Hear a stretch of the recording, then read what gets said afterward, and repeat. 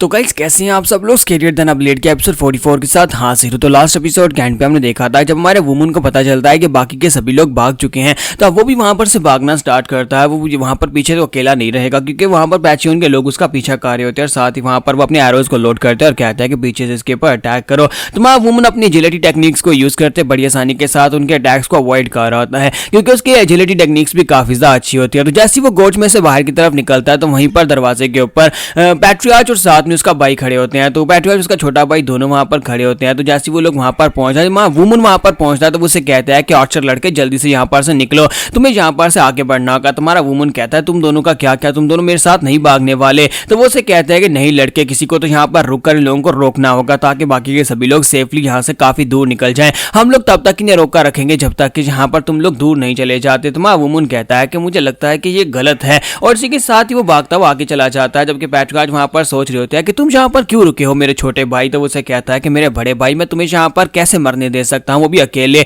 अगर यहाँ पर मरेंगे तो फिर दोनों एक साथ मरेंगे, हम दोनों भाई हैं और दोनों यहाँ पर एक साथ ही मरने वाले हैं, और मुझे भी एक वॉरियर की मौत चाहिए, ना कि मैं यहाँ पर डर कर भागना चाहता हूँ। तो पैट्रियार्च उसे कहता है कि हाँ क्यों नहीं, हम दोनों यहाँ पर फिर एक इज्जत की मौत मरेंगे, और साथ ही वो अपनी तलवारें निकाल लेते हैं। जबकि दूसरी तरफ हमारा वुमन जो होता है वो जियोन से कहता है कि तुम्हें नहीं लगता कि ये गलत है। तो वो उसे कहता है क्या गलत है। तुम्हारा जियोन कहता है कि तुम्हें भी यहाँ पर दिखाई दे रहा है कि ये गलत है। वो दोनों लोगों को हम पीछे छोड़कर आगे ताकि वो रास्ते को ब्लॉक कर सके, जबकि हम सभी लोग यहाँ पर से भाग रहे हैं। मुझे लगता है कि ये गलत है, उन दोनों को वहां पर से अपने साथ लेकर आना चाहिए था। तो जियोन उसे कहता है कि नहीं ये कोई बेट, यहाँ पे कोई गलत बात नहीं हो रही, बल्कि वो लोग अपना सैक्रिफाइस दे रहे हैं। हम उनके डिवाइन सैक्रिफाइस को यहाँ पर जाया कैसे होने दे सकते हैं। उन दोनों ने खुद से फैसला किया कि वो इज्जत की मौत मरेंगे और हम सभी लोगों को यहाँ से भागने में मदद करेंगे। हमारा वुमन उसे कहता है कि मुझे तो यहाँ पर कोई भी डिवाइन सैक्रिफाइस दिखाई नहीं दे रहा है, ये तो बिल्कुल ऐसे ही है जैसे कि हम सभी लोग डरपोकों की तरह यहाँ पर से भाग रहे हैं और हमने कुछ लोगों को मरने के लिए छोड़ दिया। और हमारा वुमन वहीं पर रुक जाता है और कहता है कि मैं ऐसा नहीं होने दूंगा, और साथ ही वो पीछे की तरफ भागता और कहता है कि तुम लोग जाओ, लेकिन मैं यहाँ पर उन दोनों को छोड़कर नहीं आऊंगा। अगर वो जिंदा हुए तो मैं दोनों को अपने साथ लेकर आऊंगा। और इसी के साथ ही मां वुमन जो होता है वहां पर से वापस की तरफ भाग जाता है, जिसकी वजह से उसके साथी काफी ज्यादा परेशान होते हैं। जबकि दूसरी तरफ का सीन दिखाते हैं कि दोनों भाई जो होते हैं अब ग्रैंड मास्टर के सामने खड़े होते हैं। तो सुप्रीम कमांडर उनके सामने खड़ा होता है और कहता है कि अपने नाम बताओ, कौन जहां पर हमारे रास्ते को ब्लॉक कर रहा है। तो पैट्रियार्च उसे अपने बारे में बताता है कि मैं नामगोंग फैमिली का लीडर हूं, मेरा नाम नामगोंग जियोम है। जबकि उसका छोटा भाई भी उसे अपना नाम बताता है कि मेरा नाम नामगोंग होम्योंग है। तो वो कहता है कि इसका मतलब यह है कि तुम दोनों यहाँ पर नामगोंग जियोंग के बेटे हो। तो मैं पहले यहाँ पर तुमसे कहता हूँ कि रास्ते को हमारे लिए ओपन कर दो, अगर तुम खुद से रास्ता ओपन कर दोगे तुम दोनों को जिंदा छोड़ देंगे। तो पैट्रियार्च कहते हैं कि नहीं, ये रास्ता इस तरह से ओपन नहीं होगा, तुम्हें यहाँ पर हम दोनों को जान से मारना होगा तभी ये रास्ता ओपन होगा। और चीफ प्लानर आगे बढ़ता है और चीफ कमांडर से कहता है कि सर हमारे पास इतना समय नहीं है, अगर हमने थोड़ा सा और यहाँ पर डिले किया तो वो लोग बहुत ज्यादा आगे निकल जाएंगे, हम उन्हें पकड़ नहीं पाएंगे। जबकि कमांडर उसे कहता है कि तुम खामोश रहो, हम लोग वॉरियर्स हैं, और वॉरियर्स जो होते हैं यहाँ पर बैटलफील्ड के ऊपर ऑनर की बात करते हैं और जहाँ पर इज्जत की मौत मरना चाहते हैं, और तुम यहाँ पर कह रहे हो कि हम लोग जल्दी करें,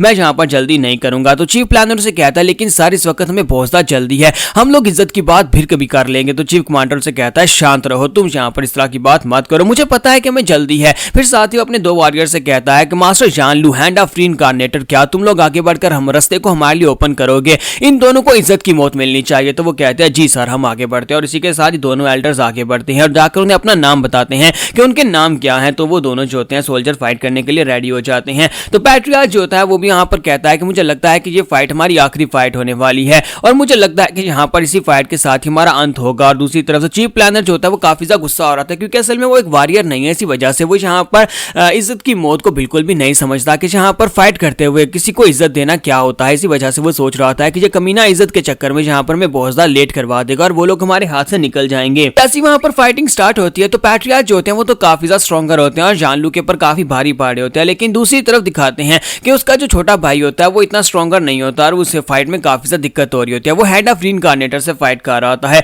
तो सुप्रीम कमांडर साइड के ऊपर खड़े इनकी इस फाइट को एनालाइज कर रहे होते हैं और कहते हैं कि ये पैट्रियार्च जो है जो तो काफी ज्यादा अच्छा फाइटर है, यानी कि जानलू को काफी ज्यादा दिक्कत हो रही है। लेकिन दूसरी तरफ से मुझे लगता है कि हैंड ऑफ रीइंकार्नेटर बड़ी आसानी से अपनी फाइट को जीत लेगा। और इसी के साथ ही पैट्रियार्च सोच रहे होते हैं अगर मुझे यहाँ पर फाइट को जीतना है तो फिर मुझे अपनी स्वर्ड आर्ट को छोड़कर कुछ ऐसा यूज करना होगा जो मैंने पहले यूज नहीं किया। हालांकि मैं इसको अच्छी तरह से मास्टर नहीं किया हुआ, लेकिन मुझे लगता है कि मैं यहाँ पर एम्परर स्वर्ड आर्ट को यूज कर सकता हूँ। और दूसरी तरफ से मास्टर जानलू भी समझ जाता है कि यहाँ पर एटमॉस्फेयर चेंज हो रहा है, ये किसी खास टेक्निक को यूज करने वाला है, किसी ऐसी मार्शल आर्ट्स को जो पहले यहाँ पर इसने यूज नहीं की। तो मुझे यहाँ पर बहुत ही बुरी फीलिंग आ रही है। और इसी के साथ ही पैट्रियार्च वहाँ पर अपनी तलवार को उठाकर एम्परर स्वर्ड आर्ट को यूज करते हैं और वहाँ पर बहुत ही पावरफुल प्रेशर निकलता है। और जैसे वहाँ पर सामने के अपनी एनर्जी को रिलीज करता है तो वो एनर्जी बड़ी तेजी के साथ उड़ती है मास्टर जानलू की तरफ आगे बढ़ती है। तो मास्टर जानलू कहता है कि एनर्जी काफी ज्यादा स्कैरी है, लेकिन इतनी भी स्कैरी नहीं है कि मेरी जानलू स्वॉर्ड इसको ब्लॉक ना कर सके। और वो अपनी स्पेशल टेक्निक जिसे जानलू सेपरेशन कहते हैं उसको यूज करते हुए सामने की तरफ स्ट्राइक लगाते हैं। दोनों की स्ट्राइक आपस में टकराती है। दोनों की स्ट्राइक से टकराने के बाद हमारे पैट्रियार्च के हाथ से उसकी तलवार गिर जाती है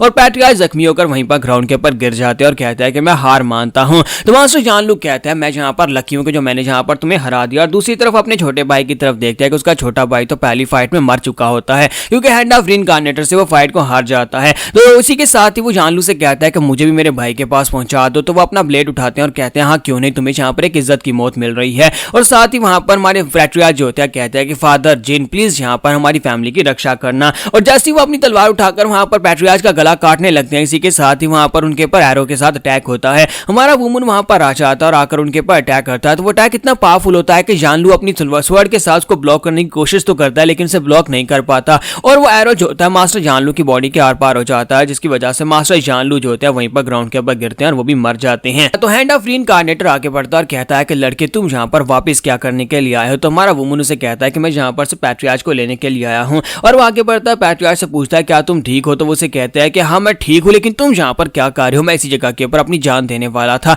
और तुम यहाँ पर से मुझे लेकर नहीं जाओगे। तो हमारा वुमन कहता है नहीं मैं यहाँ पर से तुम्हें लेने के लिए आया हूँ, मैं स्पेशली तुम्हें यहाँ पर से वापस लेने के लिए आया था। अब जल्दी से मेरे कंधे के ऊपर चढ़ जाओ। और वो उसे अपने कंधे के ऊपर चढ़ा लेता है और उसे कहता है चाहे कुछ भी हो जाए अपने हाथ मत खोलना, यानी कि मेरे साथ चिपके रहना, उतरना मत, मैं यहाँ पर तुम्हें लेकर जाऊंगा। और दूसरी तरफ उनके जो ब्लड स्लैशर ग्रुप के लोग जो होते हैं उन लोगों ने एंट्रेंस को फिर से ब्लॉक कर दिया होता है। तो हैंड ऑफ रीइंकार्नेटर उसे कहता है कि लड़के क्या तुम्हें लगता है कि तुम यहाँ पर से जा पाओगे। तो मां वुमन हंसते हुए उसे कहता है कि इसका मतलब है कि मुझे यहाँ पर रास्ता ओपन करना पड़ेगा, तुम सभी को पीट पीट का रास्ता ओपन करूंगा फिर यहाँ पर से जाऊंगा। जबकि पैट्रियार्च जो कि उसके कंधे के ऊपर होते हैं वो सोच रहे होते हैं कि मुझे यहाँ पर इस लड़के के ऊपर यकीन नहीं हो रहा कि ये लड़का इतनी मुश्किल में है, इसने कंधे पर मुझे उठा रखा और साथ इसके सामने पूरी आर्मी खड़ी है और यहाँ पर अभी मुस्कुरा रहा है। मुझे नहीं लगता कि ये लड़का यहाँ पर इतनी फोर्सेस का मुकाबला करके मुझे यहाँ पर से निकाल कर ले जा पाएगा। तो हेड ऑफ रीइंकार्नेटर से कहता है कि हम तुम्हारे लिए रास्ता ओपन नहीं करेंगे, तुम्हें यहाँ पर हम सभी को हरा कर निकलना पड़ेगा। तो मां वुमन कहता है तो फिर ठीक है, मुझे यहाँ पर फिर तुम सभी को हराना ही पड़ेगा। और अपनी तलवार निकाल लेता है। जब किसी के साथ ही एल्डर होता है अपने साथियों से कहता है कि अटैक करो